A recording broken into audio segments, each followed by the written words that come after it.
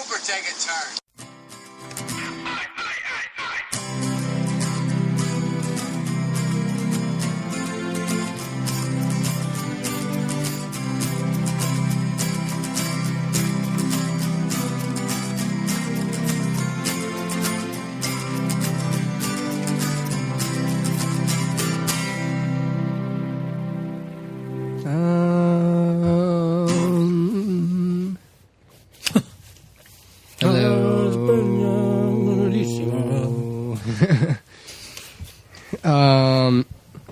Hey guys, welcome to the HooperCast.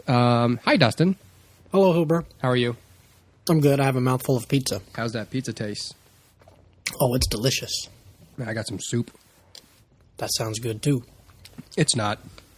Oh well, I apologize. It's real like for my insensitivity. There's like a gram of salt in this thing, and it's just Bland. Well, I guess I don't know. Don't buy Progresso, everybody. Buy Campbell's. Buy Chunky.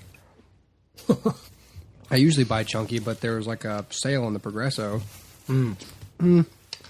Although I'll say this is not it's not as bad as the other Progresso soup I had the other day, which actually had meat in it. This is like the vegetable soup, but their pot roast one was real bad because I guess it had more salt because it had to preserve the meat, and it was just like dumping the whole salt shaker in my mouth, and then like a little bit of a cow. So Yeah. Well, my suggestion, everybody, is to have some pizza. Yeah. Today the podcast is sponsored by pizza.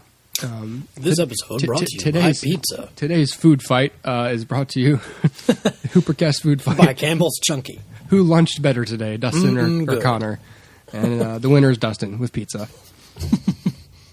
That's probably sadly going to become a segment on the show is food fight. What do you have, Dustin? Nothing. What do you got? I got this. I'd rather have what you're eating. Okay, cool. Well, you win. Cool.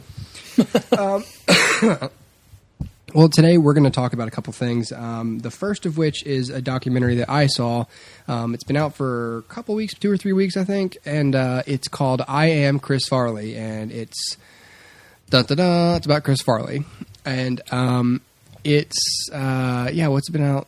Oh, I guess 3 weeks. And I watched it on iTunes. I don't know if you can really get it anywhere else. I'm sure other networks as well, but like, you can't get it on like at Redbox or anything. This is iTunes and or Amazon. Right. I went into it, obviously loving Chris Farley, and if you don't, why would you show an interest in this subject? But right. For anyone who really doesn't know, which I'd be really surprised, Chris Farley was an extremely talented comedic actor who was largely famous from being a Saturday Night Live cast member and kind of entering the foray into movies. And he died in 1997. In late 1997 from drug overdose, right? Didn't he? Right. Didn't he? Yeah, he died at 33, and he died of a drug overdose. And it was one of those really sad. All deaths are sad. Right, but yeah, this one because he had such promise. He had such promise, and he seemed like such a good, genuine person and a very giving person. And so this movie is kind of just about the. And I say the word "just" very purposefully. It's just about that. And what I mean by that is, I don't know that I really learned anything new from this documentary. I mean, details like I didn't know how many brothers he had, or what his dad did for a living, or anything. But I didn't finish the documentary with much more of a sense of knowing who he was. I mean, I sort of, but that's just me. But I assumed that he was he seemed like a nice person, and I thought, well, perhaps with addiction comes someone acting kind of like an asshole, but that wasn't really even part of his his behavior either. Chris Farley is just a really funny guy from Wisconsin who got into like the theater program after being he's got I think he's got 3 brothers or 2 brothers, 4 siblings. Sorry, and his dad owned an oil company. I mean, good all American boy, growing up in what year was he born? 64. Growing up in the 70s and 80s, in working class Wisconsin. I mean, that's a what do you call it? Like a nuclear family kind of, Right, yeah. And fishing and outdoor stuff. And as we all know from his comedy bits, an extremely athletic guy, despite physical. even being overweight and borderline obese during his most prominent years. I mean, he probably more flexible than I am. Sure. With these high kicks, it's ridiculous. This was before, right before Jack Black was doing essentially the same thing, but it's more impressive with Farley because he's just a much bigger guy. He was a really husky, strong dude, and got into the theater program, and the documentary kind of goes into more of like when he started joining the Second City Players, which turned out great comedic performers like Steve Carell, and at least in his theater company, the same company he was in, Bob Odenkirk, who's done many things, among them currently Better Call Saul and Breaking Bad. But Bob Odenkirk he's one of the more prominent subjects of the documentary. And so it's got archival footage of him doing some of these bits, including his most famous and my favorite of his, which is the Matt Foley, the motivational speaker. Yeah, which is who he took the name Matt Foley from his friend Matt Foley, who's in the documentary and is now a priest. Wow. He said, and does not live in a van down by the river. No, he lives like above a church rectory or something, and he's and they show essentially the entire bit. I mean, they're talking to Christina Applegate and David Spade and stuff, and I'm laughing out loud watching that bit. It's just so fun. He's just so funny, right? And so it's fun to watch just because you get to kind of. You get to watch his sort of his career, and maybe I'm a little bit morbid, but when it gets to the end and talking mostly about like his personal problems and his death, I guess I didn't really feel much impact. And I'm not saying I wanted to watch Molly Shannon just sob and take her mic off or anything. Sure. But maybe it's because this happened. This was almost 20 years ago that he died. You know what I mean? It's right. So, that's a small critique, but I guess like maybe it just didn't play up his death, which it didn't have to. Sure. I don't know why I expected them to. I just sort of expected to see a lot of these actors do more than just go, yeah, it was hard. But again, I guess it 20 feels years probably ago, more factual than emotional. Yeah, or I feel like if this were a research paper, I don't know, I'd give it like a B. Like, it's okay, this is all accurate, and you've got all the right players in here, but it just didn't go that extra. I don't know. And again, I don't know what I would have. This is one of those things where I'm at a loss for where I don't know what else I would have done with it, which I don't want to throw you under the bus, Dustin, which is one of the reasons I wish you had seen it, because this is normally where you'd come in and go, I know what's missing. Sure. But I can't put my finger on it, what it is. But it's just it was lacking something. Like I told you a couple weeks ago with documentaries, I never feel like they're a waste of time because you always learn something. Yeah. And black and white, I learned things here. Right. But I almost came out of it thinking like, what did that tell me about him that I didn't already pretty much assume? I mean, I learned kind of how generous he was. Like he was, his family was Catholic growing up. And he sort of carried that spirit over into how he treated people. He treated everyone really well. And they were saying he was the kind of person you'd pass a homeless guy on the street and, they'd be like, oh, do you got any money? And people, and he says, and I'd be like, I don't got anything. And Chris would say like, I can't just leave. Like, what if we just pass Jesus Christ? You know what I mean? Mm-hmm. And, what if that's how and he's testing us, like he was an extremely generous and loving, giving person. I don't know. Maybe I'm being too critical of it. I watched it and I enjoyed it, but I guess nothing really came out and surprised me about it. Right, sure. But well, let me ask you this, because the thing that I kind of wanted most from it is almost like a as well as getting to know him as a person, like a critique or an analysis of his comedic style? Did they do much of that, or talk about his specific traits that made him special? That's the good point. They do talk about that. I mean, Chris's whole thing being, where not that other comedians wouldn't be committed to the bit, but they're like, he was fully committed. Just like Mike Myers, I think, said, like, I was inspired by his commitment. I mean, he's, he said even when he fell down, he wouldn't put his arms out or anything. He would just fall. And right. They said even Chevy Chase, when he would do Gerald Ford, he would have something on the ground to essentially absorb the fall. Sure. But Chris just fell like straight onto the floor, like on his face or chest, like he, right. And would just sort of take it. And, and he wasn't really much of a writer. I think they said he wrote like one sketch and it was like 40 pages long or something like that. Some big number. And, said they're just reading through it at the table read and they're going like, God, this is bad. I think it was called like Dr. Cat or something. It was stupid.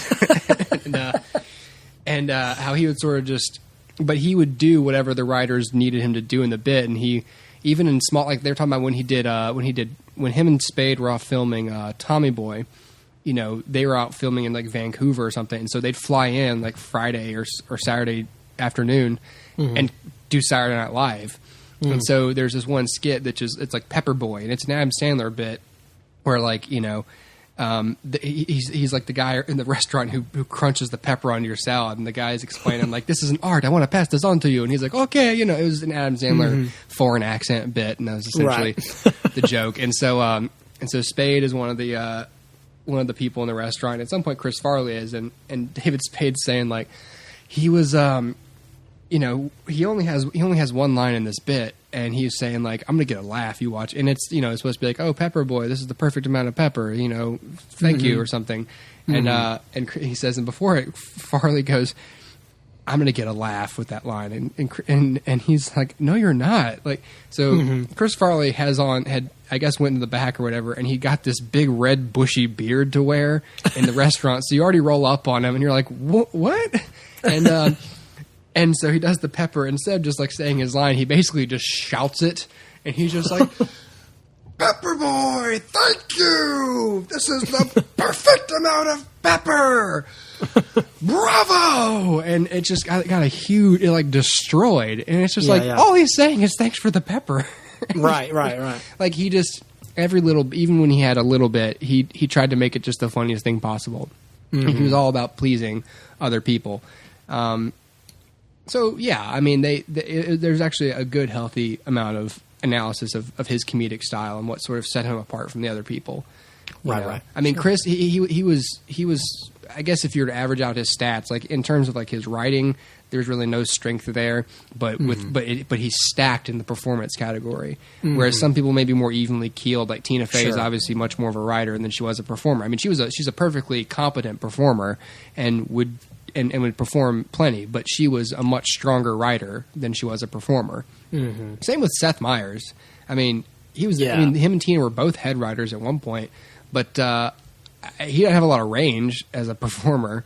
No. And even Farley, being like a character actor, essentially had incredible range. And they even talk about how in Tommy Boy, like you saw his actual range as an actor. This was his first movie. But even in the scenes where he's talking about how much he loves his dad, like all the subtleties, it's just like, wow, this guy can actually act too. Right. So they talk a good bit to his brother Kevin Farley, who looks a lot like him, who's a comedian and got a couple of other brothers. And they talk to his mom. I think his dad's dead. So yeah, I mean, God, I've been talking about it for 13 minutes. So maybe it's. It's, much like many things I talk about on the show, I come in thinking it's okay, and then I hammer on about it, and so it's probably better. So if you want to see it, I think it costs like $3.99 on iTunes. And yeah, if you want to spend the money, I mean, yeah, it's if you're a fan of his, check it out. I mean, I just don't see it being much more. Honestly, like I don't know what this documentary offered that would have offered more than like a True Hollywood Story on E! Or something, that was edited for television.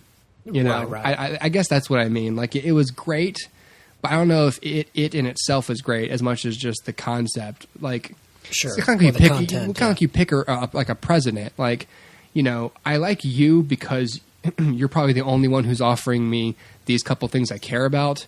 But if I was picking you from other people who were at least as good as you may not be my first choice. Like, you're not my first choice, but you're my only choice. You know what I mean? This is like the only documentary about Chris Farley. So, of course, I'm going to enjoy it to some degree. I can't get this content anywhere else. Right. So, I guess that's what I mean. I got you.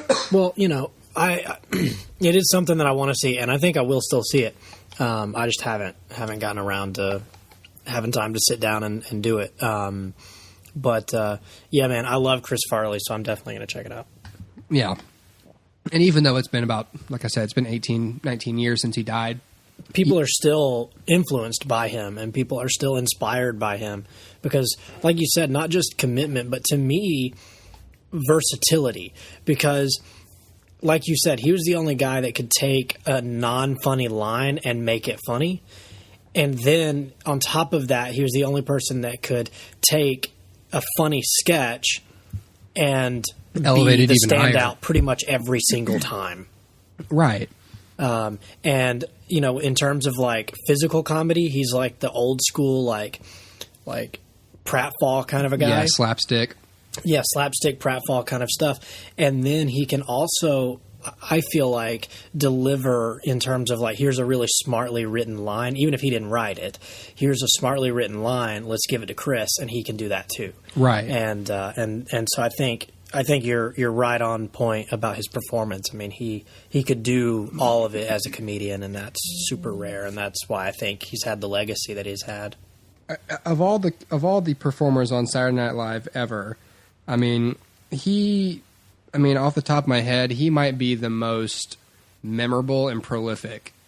You know, I mean, there's other people who obviously are, I mean, God, I mean, you can't, you know, you don't want to throw any of that 90s cast, really. You don't want to throw away Kevin Nealon or especially like Mike Myers or even Adam Sandler's okay, to be honest. I think he's overhyped in most of his career.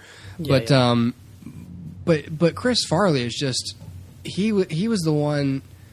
I don't want to talk like I watched the show live in the 90s, but like whenever I would see a sketch with that cast, I'm always thinking, oh, I wonder what Chris Farley's going to be doing. Because it's just, he's the one to watch. He's the most watchable and just seemed to be the most likable. I don't know. Anyway. Well, he sometimes, and this is I think a problem with SNL sometimes, is those actors get a big head, especially when they start doing movies, films. They start kind of thinking like, okay, well, I'm kind of better than SNL. So in a way, they don't seem like they're having fun. But Chris Farley never felt that way. Like, I never watched a sketch with him in it where he felt like he was just ready to get out. No, he wanted to make people laugh, and he actually missed being on the show because, like, basically a whole regime came in at some point in NBC, and they decided, like, we don't like Chris Farley, we don't like Adam Sandler, we don't like David Spade. They just kind of, like, they sort of, when there was that big cast change, it was like, it was a management thing. So that's what started fueling his personal problems because at least, you know, if the movie didn't do well, whatever, you could always go back on Saturday night and make people laugh. And when there wasn't that, and he wasn't seasoned enough as a film actor to be able to just have a thick skin about, because I think it was, it might have been Tommy Boy that didn't do that well at the time, actually. Even though now it's like you put it on these top comedy lists, like it's people love that movie, and he wasn't quite equipped to cope with the disapproval, I guess. Sure. And that just sort of started. You know, they're talking about how late in life he all of a sudden had this terrible self-image, whereas that never existed before. You know, he would say, like, you know, people, they love to see Fatty fall. And it's like, what?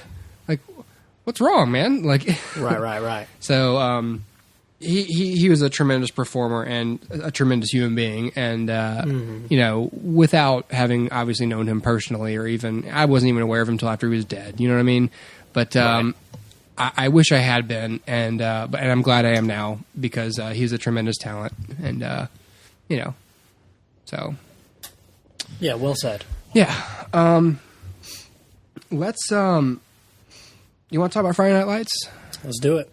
Okay, so I'm way behind the curve behind Dustin and John, but I finally was able to watch and finish Friday Night Lights on Netflix, all 5 seasons on Netflix. And so I finished that pretty recently, and I figured we'd come on and talk about it. Because you and John would casually reference it every now and then, and I just would have zero context. But we always bring it up because we see these actors all over the place, you know, particularly Taylor Kitsch, and especially recently Michael B. Jordan. Right. Oh, God, so I don't even know where to start, Yeah, I was going to say, hit me with your overall feeling of the show as a whole. Like, if you were going to rank it, you know, A, B, C, D, F, where does it fall? I want to say A, but I'm wondering, am I overhyping it, and should it be a B? Because to me, an A is like The Sopranos and Breaking Bad, and since it just feels so different from those, it's hard to say, well, is this the same? But for what it is, it's probably an A, considering everything that was thrown at it. I mean, if it's a B, it's a high B, and if it's an A, it's a low A because of that first season. But for being a network television show that essentially, with one mini season that was halfway retconned, and you know, half a season in terms of length, and it wasn't even, and the second season is not even a finished season. For them to not be on NBC, but to be on the 101 network for its final 3 years, and then later air on NBC, like, just considering all the stuff that was going on with the network with that show, for them to still maintain great storylines and good characters without really the show losing direction, I think is incredible. And I don't see how you could repeat that today. You know, with a show having that much uncertainty, you'd feel like just someone would get burned out, or performances would get phoned in, or writers would quit. You know, so I think, especially with what went on with it behind the scenes, it's incredible that they turned out such a great product. I agree.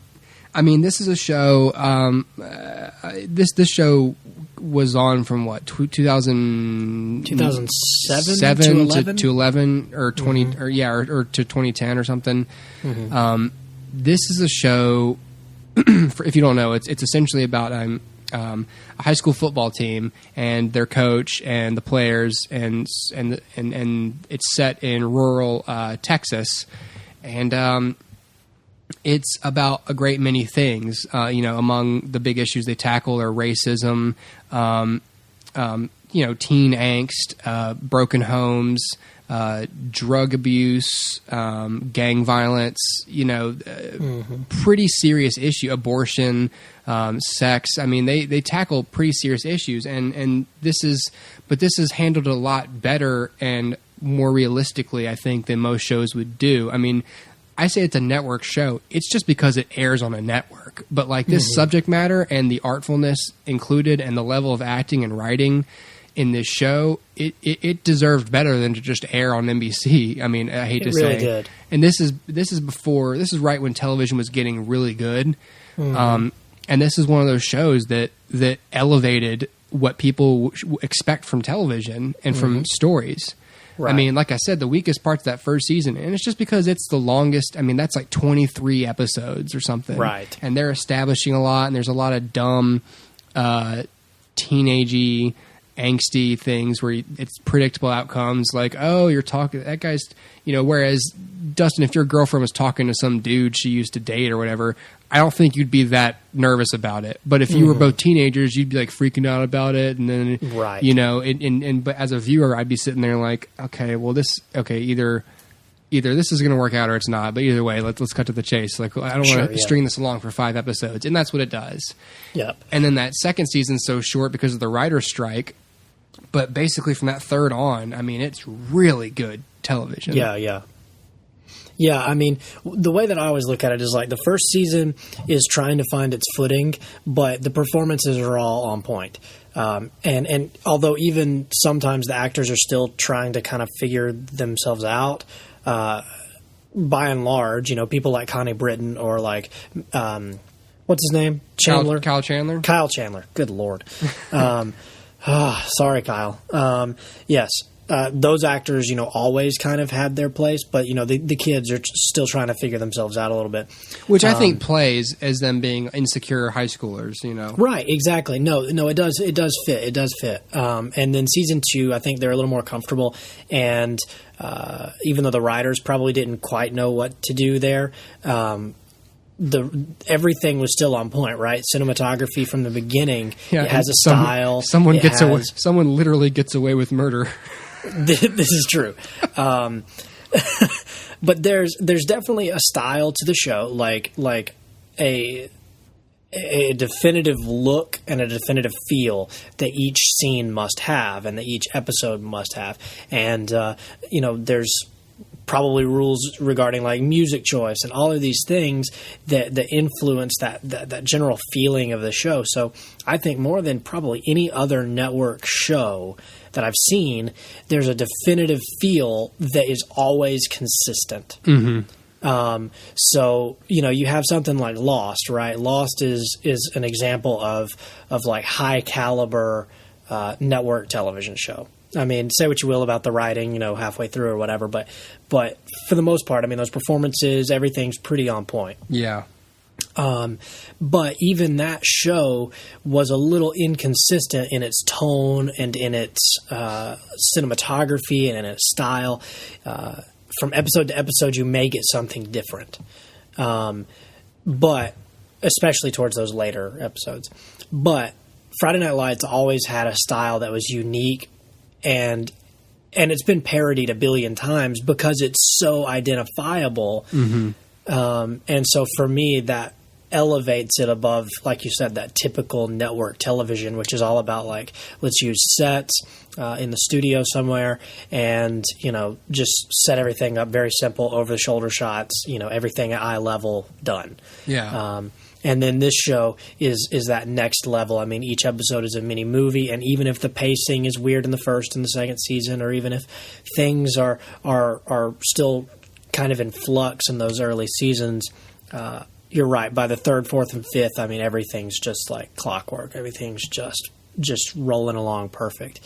And yeah, I love the show because there's nothing else like it. When you think of television sports shows, what else is there really other than like Blue Mountain State? Is that about it? Yeah, which I haven't seen. I haven't seen that either. But this show is kind of wholly its own, and so I enjoy it for all of those reasons. I was going to ask you, and I wanted to ask you via text whenever you were getting to this point, but I decided to wait until the show. But what did you think about the almost like reboot after the third season? Oh, okay. Did that put you off, or was that like an interesting change to you? Because it's one of the only shows, for those of you who don't know, after the third season, there's a big shakeup in the lives of the main characters, Kyle Chandler and Connie Britton. And at that point, the show is very, very different. From then on out, we lose a lot of the actors, a lot of the characters that we've been following, and we get a new slate of people to get to know. So it's almost like a second pilot. When did the McCoys show up? Is that season 3? Is that when the McCoys? That was season 3, I think. Yeah. Because 2, what happens in 2? 2 is just a 2. 2. I don't think there's really much in terms of season 1 they win state, and then 2 season 2 we don't get to see state. And then you learn that they didn't win because Smash got hurt. And then 3, I think 3 was on the McCoy show.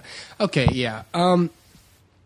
I really liked that because the alternative is the inherent problem of doing high school movies or shows, which is at some point your actors and your characters are going to graduate. And so how are you going to do a show about high school football when your main when your young actor, your young cast is too old to be on the team? Mm-hmm. Like, you're going to have to introduce new characters anyway. Mm-hmm. So, yeah, I thought it was completely natural because you do have to remember, and it refocused it as being a like, in case anyone forgot, this is a show about Kyle Chandler primarily. I mean, he is the main character. He's the coach. This is about his life and his career, and his family and his players. And so I'm glad you're attached to Matt Saracen and Smash Williams and these great characters, but they aren't the main cast. They're supporting cast. And I really enjoyed it because, I mean, for anyone who's worried about spoilers or not, I'll try not to spoil it, but I mean, the first season, he's head coach for the Dillon Panthers, and they're this big Texas, really well-funded football team, and this is in a town that worships high school football. It's what they're all about. And Dustin, you and I we both live in the South. I mean, I'm sure you can relate as well as I can to how much of a big deal football is down here, especially high school football. It's real. Yeah, it's real. I mean, we do at my job in the news. I mean, we have a crew who has a live broadcast of the high school football games every Friday on our sister station. It's a huge, and then we have a high school football highlight show after the news on Fridays, and that's it's a big deal because the people here like it. That's one of the things people like in the South. So. So for some people may think it's a little weird that football is such a big deal in this show, but if you're from this area of the country, you're like, true. This is true. This is completely accurate. And the fact that football players get away with the craziest things, that's accurate. Yeah. Not actual murder, as in this is the case with someone, right? Or living with meth dealers or whatever. But or brazenly drinking. Sure. When you're 16, but I know, right? That doesn't even happen in Lower Alabama, where I'm at. Right. Or starting a relationship with the 30-year-old next door, or whatever. Or sticking your teacher's aide. Well, that happens, I guess. Yeah, that happens. That happened the other day here. I'm not kidding. It happened twice. It happened with two different schools. Well, now I feel bad that I kind of laughed about it. No, it is funny. I don't think the parents think it's too funny, but I do.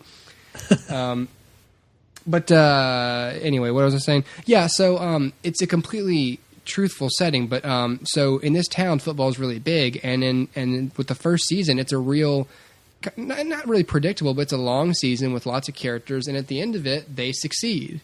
And then so it's just like, look, spoiler alert, first season, they win state.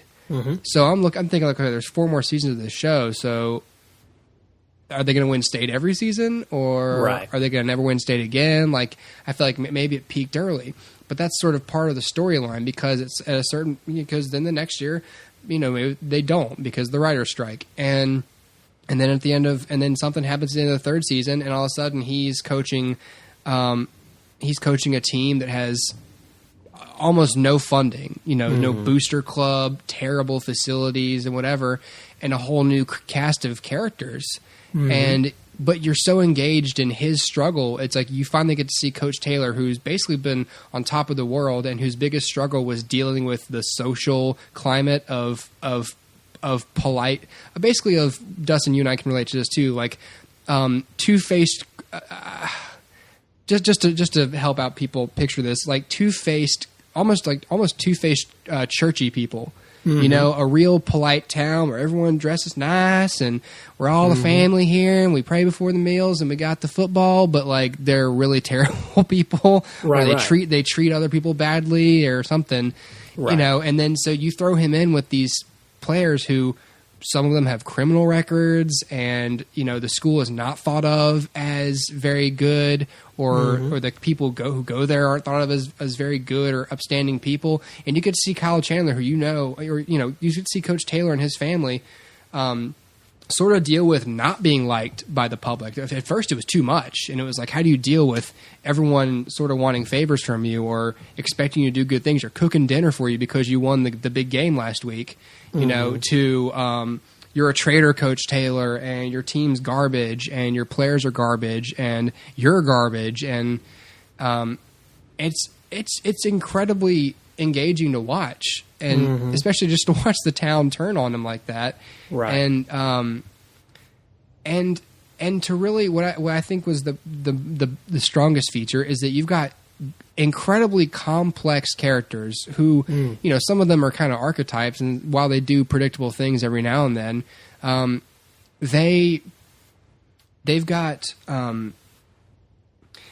characters you care about, and the stories are engaging because what's at stake most of the time, like, you know, this isn't a show with like life and death stakes like Breaking Bad, but it's got this equal amount of tension, especially if you have kids, or even if you don't, even if you've been through it. I mean, it doesn't take, you don't have to be a parent to be concerned that almost every episode, one of these characters is on the road to making a mistake that will ruin their future. And that's real tense to watch, because you really want Tyra to get into college, and every time she decides like, oh, this isn't worth it, or I'm mad at Landry, I'm not going to study for the SAT, it's like, no, stick with, you just want to scream at her, like, or every time her mom's like, Tyra, don't worry about it, no one went to college in this family, and you know, you're kind of stuck up if you do go to college. You just want to scream at her mom and go, no, that's you are not parenting. A terrible influence on her. Like, tell her to go study. Just because you didn't go to college, don't be shamed by your daughter going to college and succeeding and making a better life for herself, so she doesn't grow up and be a waitress like you know, and being taken advantage of by the wrong kind of men, you know, and many characters go through that, but especially with Michael B. Jordan's character with Vince in the last 2 seasons. You know, he's a lot of these characters was on the wrong road, and you know, I don't want to say just through the guidance of Coach Taylor, but through his own, with being able to find out what he was capable of as a man, learning that this doesn't have to be my life, and I am in control of my destiny. Like, I can pull myself up. It's incredibly satisfying to see these characters grow, and it's a great show. I mean, sometimes it was a slog because you're just sort of waiting for the story, for certain people's stories to conclude. That's the only real complaint I have about it, is it's not an A+ in storytelling. Sometimes it's boring, or sometimes it's predictable, but but I feel like incredibly well executed. I feel like one of the strengths of the show is, and whether they did this on purpose or not, you know, it's probably that they didn't, but it comes across really well, which is the fact that when you're watching the show, especially the early seasons or in the 4th season, because we're getting used to these new characters, how slowly you get to know them. And so at first it may seem like, oh, that's not believable. Like, especially the early season, look at it and be like, oh, Tim Riggins couldn't do that or whatever. As it goes along, and especially after you've seen the show and then you go back and watch it again, you start to realize, like, they're always in character. It was me that I didn't know them. And the show gets better as you stick with it. The show gets better because you get to know the characters more. And that's sort of the same with real life. You can look at a person from the outside, like, you know, you start a new job and you've got some coworkers and you're like, I don't understand why you're doing what you're doing, or, you know, you don't make sense to me.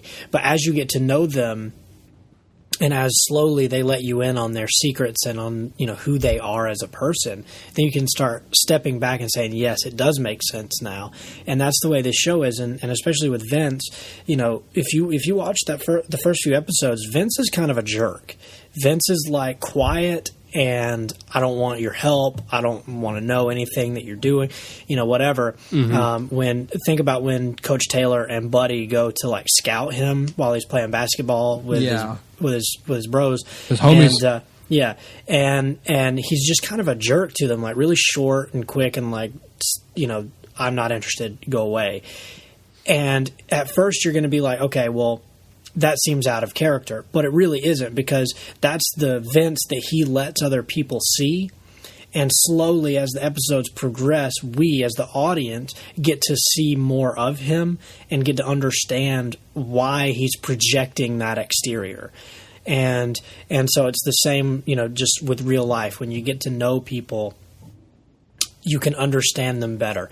And then it also helps when you look at that episode, the exterior that he's putting forth, and then the final episode and the exterior he puts forth then, they're completely different, right? Vince has changed, and he's sort of become a man. Yeah. And so that's a super, super interesting arc to watch him go through. But like I said, you know, one of the earliest characters that I hated was Tyra, because I didn't understand who she was or what she was coming from. And as you get to know her sister and her mother and see what they are, then you start to see why she does the things that she does. Because there's like in the second or third episode, there's like some dude, she's a waitress at Applebee's, and there's some dude that comes through town, and he's like, I don't know, based out of Chicago or something. And I can't remember what he does, but he's, a businessman type. And she ends up going to the hotel to sleep with him. And keep in mind, this is like a 16-year-old girl. And in my mind, I'm thinking, like, this doesn't add up. This doesn't make sense. Like, I'm sure it happens, but it just doesn't, to me, it doesn't seem realistic. But right after you watch that episode, after having seen seasons 2 and 3, you start saying, yeah, I get it. You know what I mean? Does that make sense? Yeah. As you stick with the show, it's its own reward because you now know the characters better than you did before. So in many ways, I think it's better on repeat viewings. Yeah, it's if you haven't watched this show, hop onto Netflix and start chipping away at it. Make it your I mean, if I hadn't already been almost done with it, I would have watched it every night when I got home from like high school football. I mean, like as just sort of like a companion piece, Right, sure. But sure. I mean, especially now going into football season. I mean, it's about so much more. But I mean, it's just it provides a setting that I think can appeal to so many people. With this teen drama and with family drama and sports drama. It's real. It's a real gratifying show. I mean, Coach Taylor has become just kind of this iconic, television dad, as this pillar of morality and fairness, and even though he doesn't always do the right thing, which is very interesting. Yeah, that they're able to do both of those things. Yeah, and I want to give a kudos to Kyle Chandler and Connie Britton and the writers and Peter Berg for portraying probably one of the most realistic depictions of a marriage, of a good marriage and a real marriage on television. Like with having conversations where he says something incredibly insensitive to her and maybe she doesn't react maturely to him about it, but then they come together and one of them apologizes, or they're pissed for a couple episodes at each other, but for not showing marriage as this thing. What I don't like with shows is when they show marriage as I don't like when you have all of a sudden everything's okay, like oh, we have these fundamentally different problems, and then someone's dad dies, and so they just start crying and hugging each other and their marriage is fixed, and it's like, no, what, no. Right. I don't like, and I also don't like seeing marriages where people are like real shitty to each other and then every now and then they kiss, and it's like, that's terrible too, because you're showing people that people are going to model their behavior after this. And I also don't like it when the couples never fight. They're always on the same page. They're basically the same people, and that's why they're such a good match, because that's an unrealistic expectation of your partner, that you should find that you should or would be able to find someone who is exactly like you. They almost have the same DNA helix as you do. Sure. This is showing two people who have the same values, who have different personalities, but they share the same values and family goals, and who are incredibly supportive of each other despite their respective and individual and unique flaws. That's marriage, and that's a healthy relationship. And it's nice to see them execute that so well on television without going around saying, "Well, we're the marriage show. We're the show with the good marriage." It's just by the way, I should. It's just life. It's just life. This show portrays life. Mm-hmm. And that's what I always say. Like, yeah, it's great to look at this show and say it's about football, but it really is like football is more the setting. Its setting is football. Yeah. So really, what it's about is just life and various things. And yeah, they're heightened for dramatic television effect, but it is real life, and it is things that people go through. And chances are, probably, if you pick 7 people off the street, they're not all going through all these crazy things at the same time. But for the show, they do.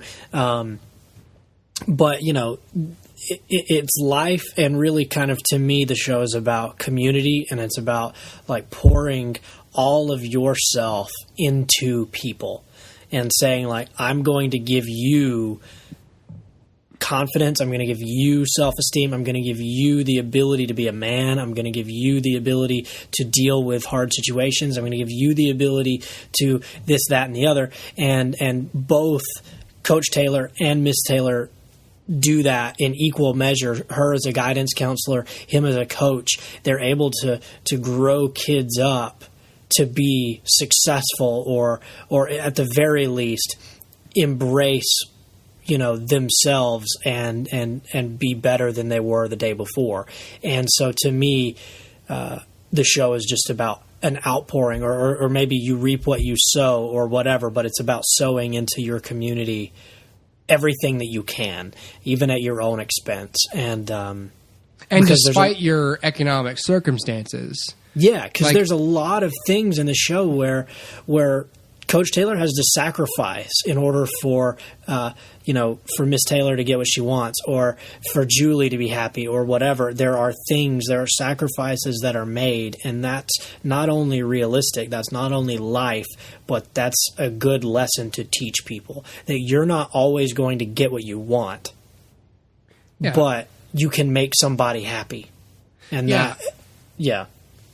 Well, and essentially what you're just saying, like that I really appreciate, is that I appreciate that the show doesn't doesn't show any rewards to any sort of victim mentality or any kind of. I mean, particularly with the example of Vince. Vince is an African American youth who is dabbling in kind of crime. His mom's a drug addict. His dad's in prison. And he's kind of on the wrong path. And you could say, like, well, he's a product of his environment. But Coach Taylor kind of gets a hold of him and says, you are extremely talented and you have a lot to offer. And he sort of opens the door for Vince. He doesn't coddle him. He's not the great white hope, this whole blindside thing of like, I'm white, I'll make your black life better. He comes in and says, you are capable of so much. You don't have to let your life just be this. You, by your own power, can be better. And Vince rises above his circumstances. He busts his ass and he gets his mom help.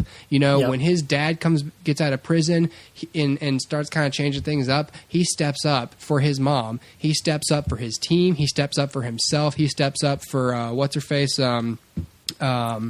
whatever the girlfriend. And he starts stepping up and becomes a man. And before you know it, if you're Vince, you turn and look over your shoulder at some point and you look back at how far you've come in life with your own bootstraps. And I appreciate that this show, and that's just one example, but he did that with Smash. He did that with Matt Saracen. He did that. He does it. He tried with his own daughter, I guess. But he does it with so many of these. Luke Cafferty. He brought these people who were getting in their own way, basically in life, and basically said, this thing you're dealing with doesn't have to matter as much, and you can still get the job done, and you can still do what has to be done, and before you know it, you've become someone great. And I appreciate, and if you think it's dramatic that I'm saying like that a lot of shows don't do that, they don't. They don't. A lot of shows are real shallow, either comedy or they overtly or covertly push sort of this message of like, hey, you're not really in control of a lot of things, and some people hate you just because they hate you, and you're never going to be able to change that, so you should just hate them back. Instead, it's like, no, be your best self, no matter your circumstances, and you will have a positive impact on your family, yourself, and your community. It's a show, to me, in terms of comparing it to other shows that don't do things, is because most everything, because maybe that's just what's popular or what's in the zeitgeist right now, is an idea of like cynicism or pessimism, or let's find something to complain about. But this show is like, no, you can't complain about stuff. The stuff that Matt Saracen goes through would make anybody sit there and say like, yeah, life is just hard, right? I've got a grandmother that I've got to take care of. My mom ran out on me. My dad's in the military. I don't never get to see him. He's a jerk when he shows up. These things would make a person complain, but instead this show pushes optimism in a way that I don't think any other show has in a very long time. I remember John saying when I first started watching the show that he felt that this show was like the new Andy Griffith show. and he said that he felt like Coach Taylor was the modern Andy Taylor. So, because remember on Andy Griffith, his name was Andy Taylor. I didn't know that. Really? Yeah. Oh. So, yeah. So he felt that this show was sort of the modern equivalent of the Andy Griffith show, which pushes like optimism toward the community. And that kind of stuck with me because I was thinking, like, as I was watching it, like, yeah, that's kind of what they're doing. I mean, obviously, in the Andy Griffith show, there's nothing that's really, like, super, like, terrible, right? I mean, you may have, like, a bank robber, but you're never going to have, like, a drug addict episode. Right. But see Don Knotts just, like, with a belt around his arm, like, right. oh, leave me alone, Ange. But yeah, I mean, but this is the modern equivalent of that in its message, which is kind of pro-family, like optimism, I don't want to say it's pro-conservative values because I don't know that it is. But I don't know that it's not. You know what I mean?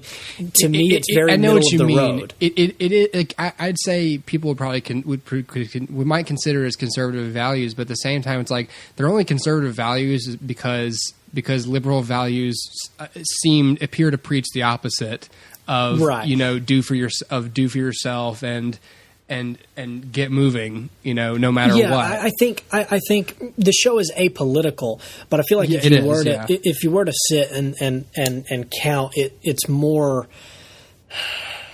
old fashioned, I guess, in its I don't know in its political and social persuasion. Sure. Yeah, but it does a very good job of trying not to alienate people. I mean, even if you're like really far to the left or the right, I mean, you can at the very least, look at these situations and go, okay, well, in these specific circumstances, I understand the choices these people are making. Right. Or, I mean, here's the easiest one, right? The hot button issue of abortion. When Tammy Taylor has to deal with abortion, that they are very careful in what they have her say and what they say as writers about the issue. So much so that when I was watching it, I felt like they were succeeding at alienating nobody with what they were doing. Right. And it wasn't milquetoast either. It wasn't like, that's... right, no. No, Tammy, I feel like Tammy had an opinion. Yeah. But the opinion part of it lasted all of like 60 seconds, and then the aftermath, those like 3 or 4 episodes afterwards where she's dealing with the ramifications of what this girl has done, those are apolitical. Those have I mean, anybody can watch that and say she does not deserve what's happening to her right now. Yeah. And so that part where it's, let's give an answer or give advice to somebody in this position. And that was very carefully done so as to do 2 things. 1, not alienate the audience, but 2, be faithful to the character and what her values may be. Does that make sense? Yeah. And I think the way that it was performed and the way that it was written was very calculated, and I appreciate that it was not – I never felt like it was trying to push any agenda at all ever. No. It was just, here's a story. Let me tell you this story. And whether you agree with it or you don't, like in terms of the character's choices, that's kind of the point. You're not going to agree with everything that everybody around you does, but you can still enjoy their company. And so in a weird way – I can still enjoy watching this show even if I don't agree with it, because the show isn't hammering anything down my throat, just like a friend isn't going to hammer anything down your throat about, well, this is my choice and this is why you should believe me. You should do the same thing. You know what I mean? So to me, the show is very, very different because there's so much that pushes agendas these days. And this just pushed real life, I felt. I agree. Yeah, check that show out. Netflix, all 5 seasons. Check it out. It is well worth your time. Like Hooper said, though, you may have to slog through the first season. It is long, and they were still trying to find their footing. But Having said that, there's still some great nuggets. And if you have seen this show, but it's been a while, go back and check it out again because, like I said, repeat viewings kind of make it better. Yeah. Well, real quick, Justin, I'm looking at what's opening this week in theaters, and I don't really recognize anything. There's the Transporter Refueled. I guess they rebooting that franchise. Yeah.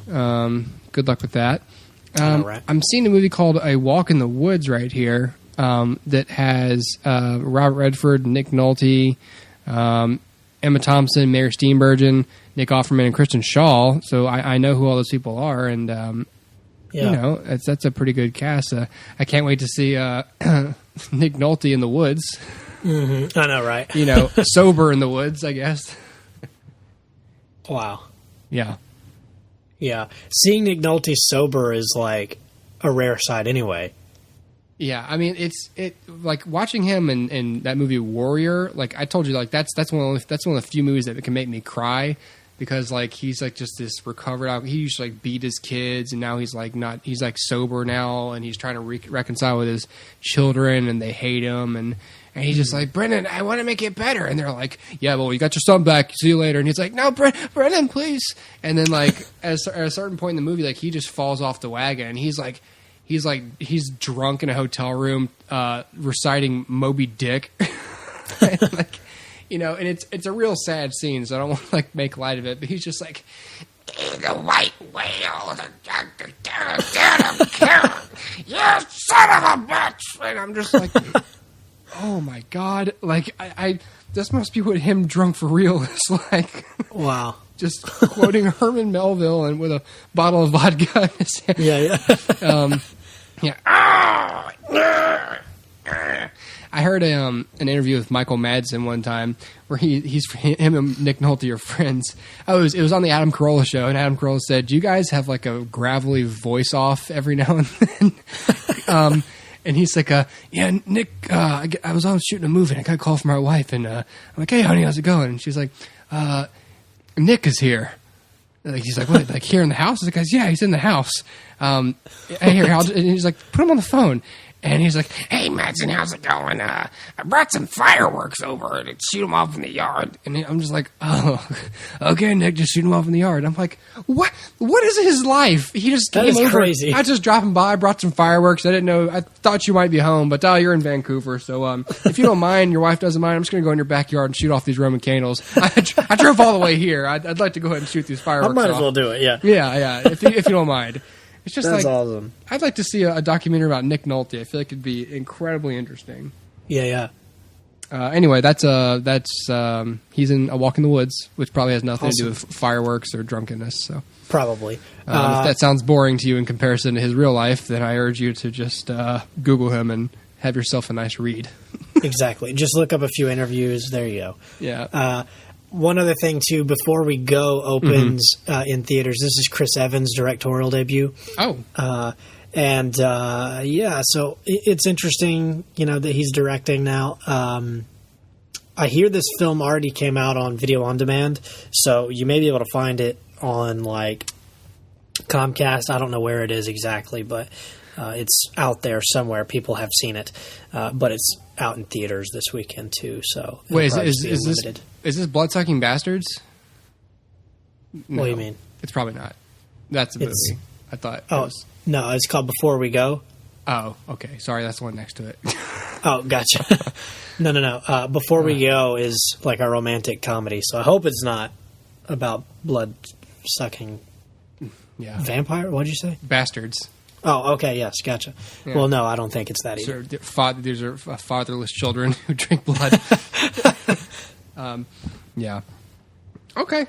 Well, blank slate for next week. We got nothing in particular, so we'll hit you up with whatever we got next week. So stay tuned for that. If you want to send us an email, you can just send it to hoopercast@gmail.com. You can follow us on iTunes or Podbean at HooperCast or hoopercastpod.podbean.com or hoopercastpod/Facebook.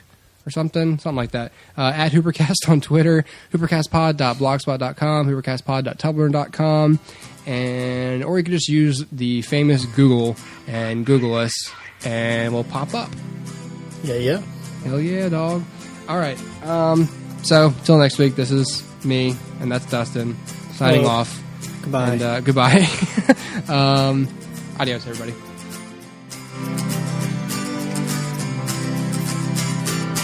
Let Hooper take a turn. Hooper drives the boat, Chief.